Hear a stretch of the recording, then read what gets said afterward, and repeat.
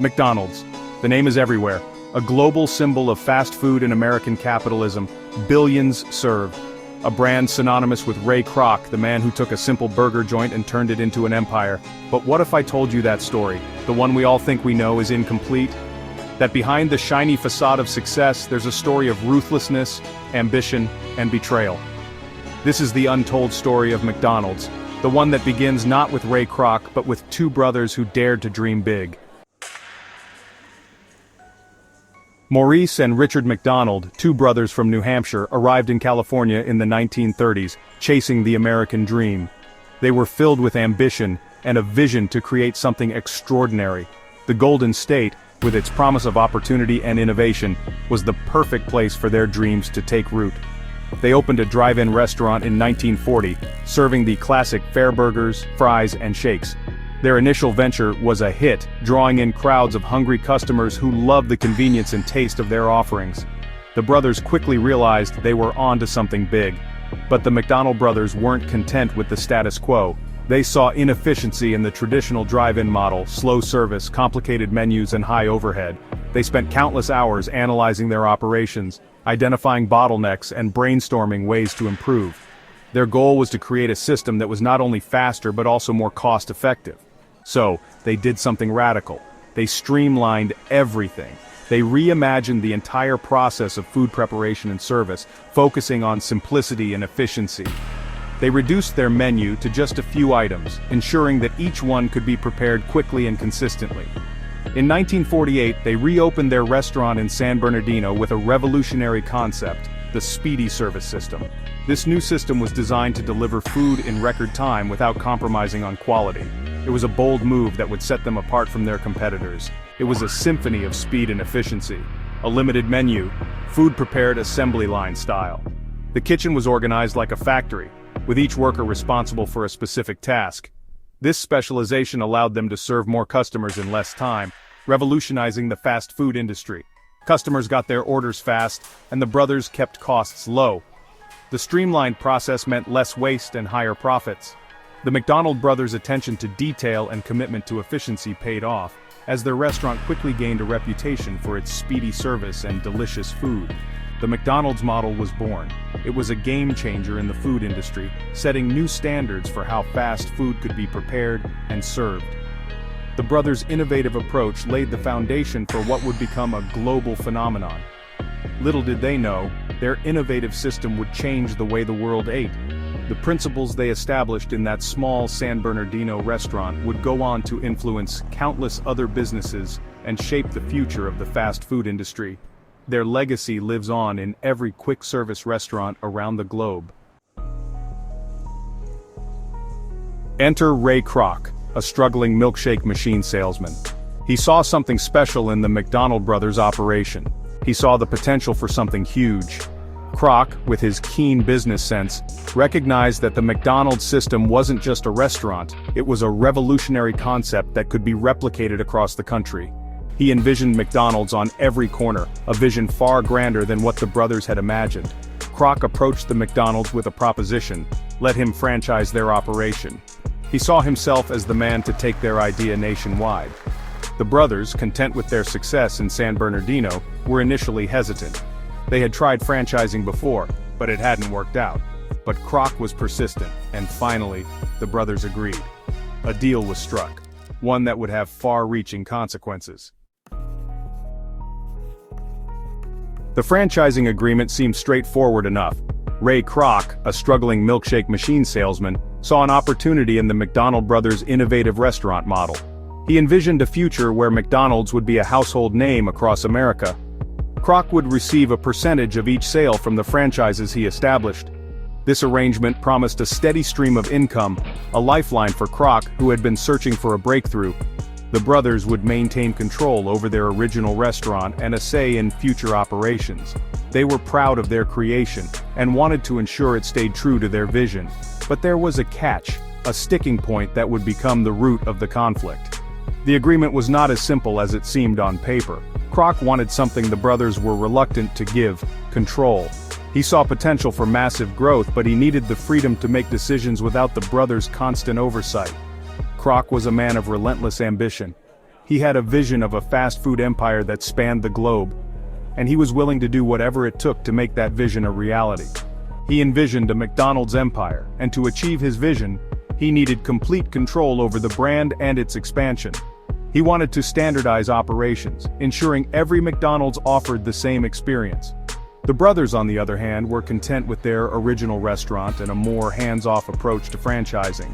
They valued quality over quantity and were wary of rapid expansion.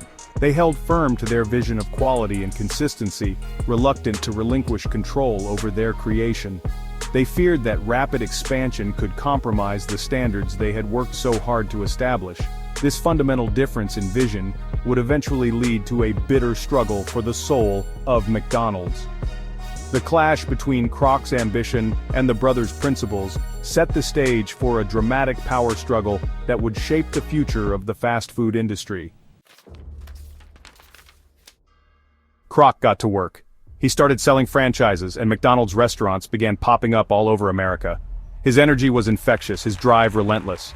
He pushed for standardization, uniformity, and efficiency. Every burger, every fry, every shake had to be the same, no matter where you were in the country. This, Kroc knew, was the key to building a national brand. But as McDonald's expanded, Kroc chafed under the restrictions of the franchise agreement. He wanted more control, more power. He began to see the McDonald brothers as an obstacle, a roadblock to his grand vision. The brothers, in turn, watched with growing concern as Kroc's ambitions took the company in a direction they hadn't envisioned. The seeds of discord were sown. In 1961, Ray Kroc saw his golden opportunity. He had been working with the McDonald brothers for several years, helping to expand their innovative fast food concept across the United States.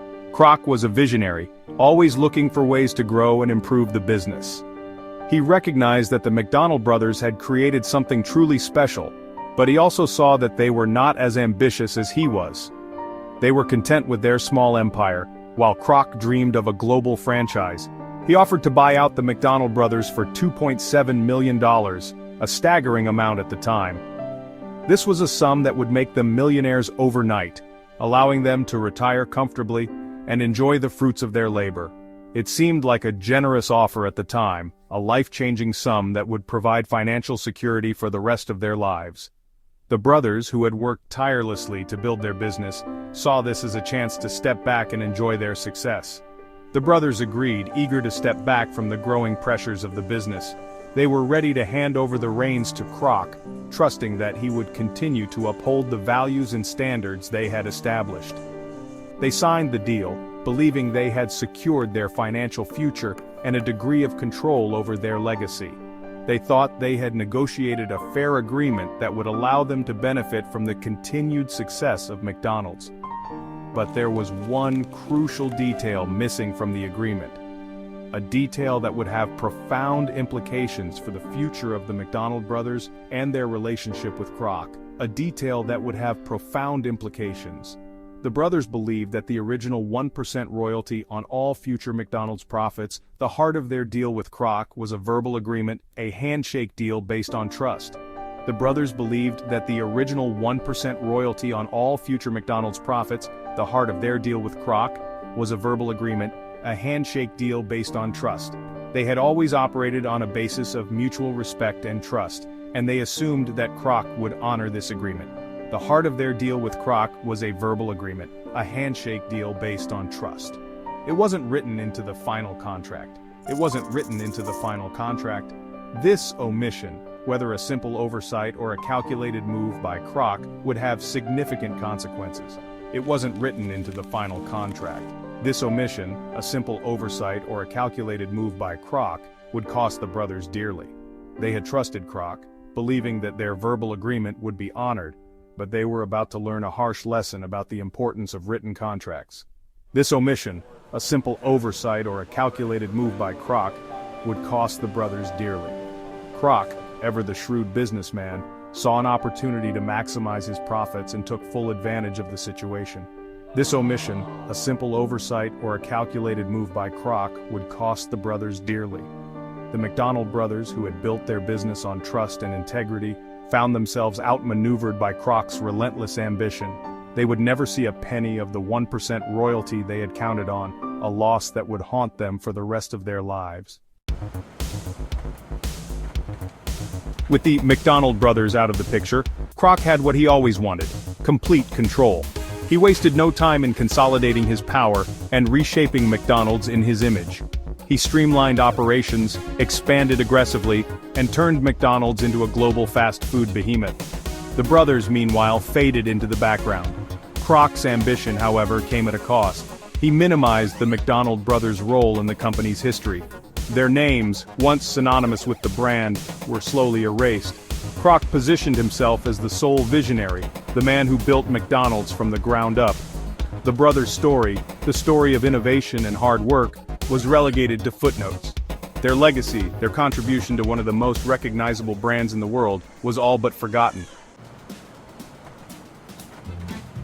Ray Kroc died in 1984, a titan of industry. He had achieved what he set out to do: build a fast food empire. McDonald's had become a global phenomenon, a symbol of American capitalism. But Kroc's story is not without its shadows. The story of McDonald's is as much a cautionary tale as it is a story of success. It's a story about ambition and the price of success. It raises questions about ethics, integrity, and the true cost of achieving the American dream. The McDonald brothers' story serves as a stark reminder that in the cutthroat world of business, a handshake isn't always enough. And sometimes, the biggest deals are best written down.